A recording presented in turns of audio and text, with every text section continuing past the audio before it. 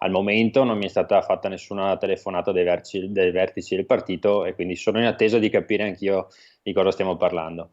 Lo ripete Alberto Villanova, consigliere regionale, lo ribadisce anche Fabrizio Boron. Nessuna comunicazione è arrivata ai consiglieri regionali del Carroccio se non ai capogruppo. Dovessero insomma chiedermi questo obolo per le politiche, io faccio un ragionamento semplice.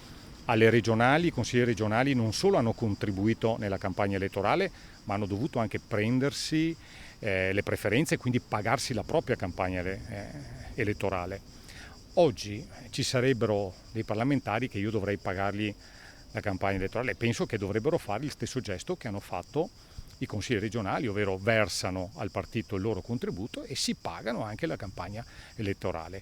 Non credo sia corretto chiederlo a noi. Che si tratti di una prassi consolidata lo conferma il deputato Giuseppe Paolin. No, so che noi tutti ad ogni campagna elettorale siamo chiamati ad aiutare il movimento per affrontare le spese della campagna elettorale. Il sottoscritto poi è responsabile organizzativo e lo sa benissimo.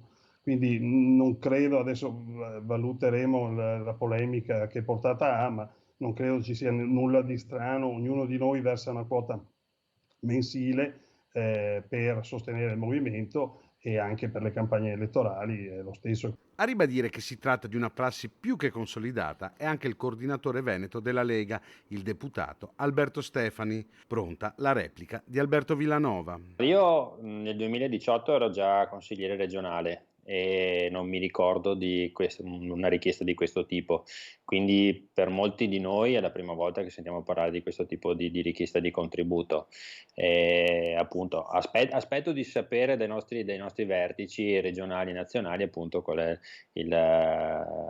l'ammontare, qual è la richiesta effettiva, se c'è questa richiesta, per capire. Non ha nessuna intenzione di finanziare la campagna di seggi considerati blindati, il consigliere regionale Boron, che getta benzina sul fuoco. Io un contributo per la candidatura di un parlamentare che magari è in un collegio blindato e che non ha nemmeno la difficoltà di andarsi a prendere le preferenze non lo do.